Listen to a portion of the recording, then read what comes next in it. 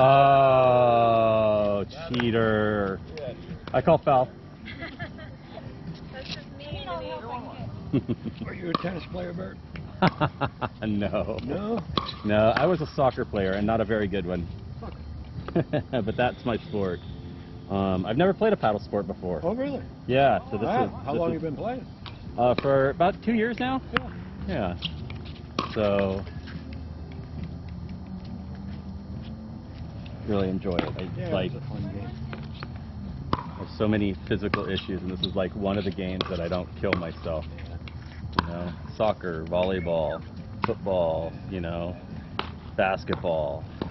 It's all like dodgeball. It's all like I kill myself and hurt my.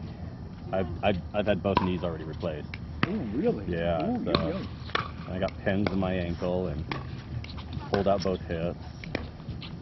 So this. What was that from? A little bit of everything? Yeah, a little bit of everything. Just a lot of stupidity. Played a lot of sports, and especially played day after day after day. Never gave my body a rest, especially basketball. When I was at the university, I played every day, and so.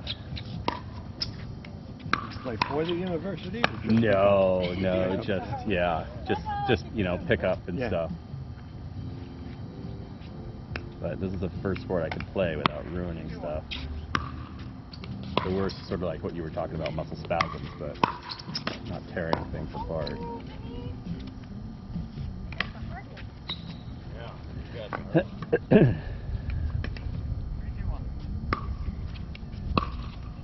So what is or was your profession? I was a psychologist. Psychologist, okay. Oh, I'm retired. Yeah? Like a family psychologist, kind of? No, my specialty was health psychology. Dealing with people who were either injured, car accidents, work injuries, that kind of thing. Okay. Like the trauma, or? Yeah, traumas. Okay. Well, didn't even have to be traumatic, but I consulted at a hospital in the trauma unit. Okay. Also, part of it. Okay. We're also dealing with people suffering from chronic illnesses. Oh. And the psychological impact of it. God, I can. So that's what I most wow, enjoy. what a pickup. Nice guess. That's what I most enjoy doing. Okay. But of course, when you work for yourself and you're an independent practice, you kind of see everything that comes in the door. You know? Yeah. Whatever they give you. Yeah, I remember that was what got me. I had young kids in my knees, and we went to a parade downtown, and everyone was sitting there. You know, I'm a big guy. I looked athletic. I couldn't stand. I was in so much pain. I'm like almost crying, and I'm not going to ask the old ladies to get up so I could sit down. You know, so I went home, and it was just mentally just in so much pain all the time. That was the worst part.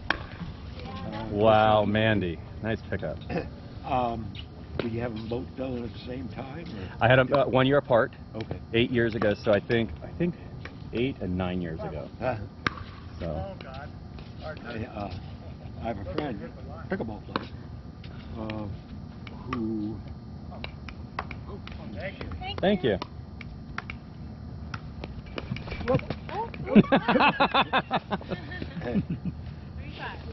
Who on this past Monday had both of his done at the same time. Okay.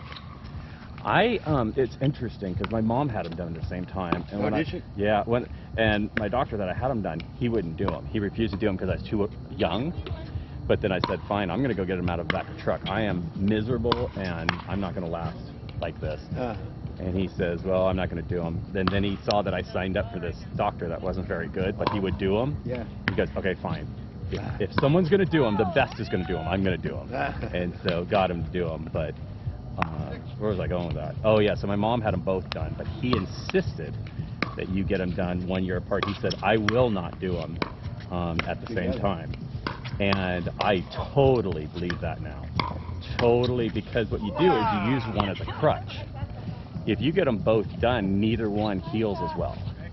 But if you do the worst first, use the other leg as a crutch, and it's going to hurt because that, you know, my other knee hurt also. Sure. But I could rehabilitate one and I could focus on it and do the physical therapy on one. You know, because you really push yourself to the physical limit when you do, if you do it right. So if you have to do it 2 and twice and not have support and be in complete pain with 2, so rehabilitated 1, and then sure enough, I used that as a crutch and was able to rehabilitate the other, and it worked really well. I am completely painless 9 years later. Are you really? Completely painless, zero And pain. how long ago was it? 9 years. Really? Wow. So, and I still play basketball and volleyball and dodgeball and What's of the course, warranty pickleball. on them? 15 years for the model that was before mine, and so he said they should last, you know, 25, maybe forever. However, I've already have a revision on this one. I already broke this one. I was actually we were in Ireland for a week, and the day that I was flying from Ireland to Italy to spend another week, there's a post, and it's the ACL. It takes over for the ACL. So there's this, you know, the meniscus is a piece of plastic, and then there's a thing like this, and that's the ACL. It snapped off and got jammed into the knee. So I could walk, and then it would be debilitating pain, and I would just fall down. And I was in Italy, so eventually I was in a wheelchair. What caused that? They have no idea. No idea. They have no idea. So it wasn't a fall, or you didn't? No, like a misstep? I got out of bed. I went to go take a step. Boom, shattered. Yep. All day we were walking up and down stairs in Dublin. We went to the Guinness Museum. We were doing everything. Like I said, I'm painless, so I could walk. So we used to walk about 16, 20 miles a day in Italy and Ireland, because we just walked around, my wife and I. And I was totally fine all day. And it wasn't like I had done something that I thought, oh, I'm gonna pay for that later. Just nothing. And I wasn't even doing it. It was really weird. And the manufacturer said it's never happened. And the guy who did it, who's been doing it for 30 years now, says he's never seen it happen. And the manufacturer's never seen it happen. So just bad luck. Yeah. Bad luck. You know, if it was on the pickleball court or the basketball court or something, then you'd be like, oh, okay. Oh, come on, get over there.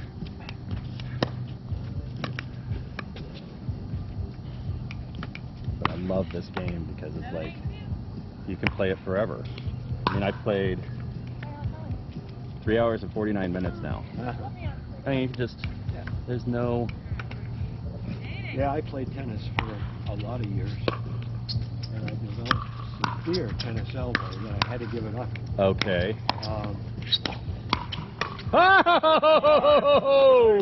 Firing squad! Wow. Good job.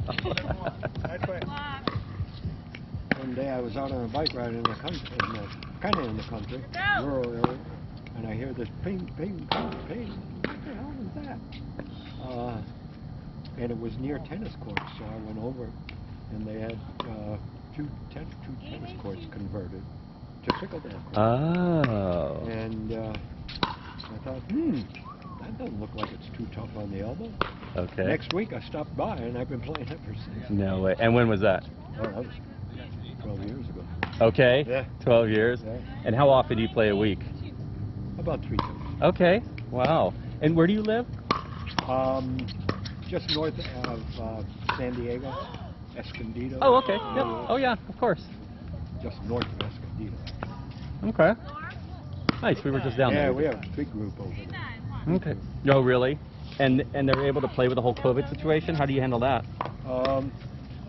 We instituted Sign Up Genius. Okay, yeah. Just like what Mike just did for this place. Yeah. And we have 8 courts. And so we limited by 3-hour time slots. Okay. To 40 people at a time. Oh. And so that's 32 people playing, 4 people on 8 courts, and Okay. 8 people waiting. Okay. Wow, you have a big group there. Oh, we have big groups. And how good are the players? Well, it varies from beginners Okay. to 4-0 and above. Okay. So you have 4-0, 4-5, 5-0s there? pull you. Yeah, nice. Well, that's fun. But the 4-0s, 4-5s, and 5-0s have their own days to play, and the beginners to the 3-5s have their. And how do days you to enforce play. that? Like, what if a 3-5 thinks they're a 4-5? Well, and that sometimes is the case. Okay. And you just try to beat the crap out of them and show them that you're not ready to come up here yet. Oh, gotcha. And Okay. there is a transition, of course, especially with the younger players who first start playing, and they play down in what we call the social group. Okay. And they get better and better and better, and they transition up into the competitive group. Now, sometimes a social player will come up just to see where they're See how at, they're doing? Okay. And, sometimes they get they'll go schooled. back down and say, well, I'm not quite ready yet. And that's not an uncommon kind of experience. Well, we've had people just insist that they're good, and they lose every game, and they still insist. Yeah, if you have a real mismatch, Yeah. it's no fun for No, anyone. it doesn't seem like it would be fun for them No, either. it can't be. If they're losing every game, it's obviously they're overmatched. Right. Ah, Mike. Nice done.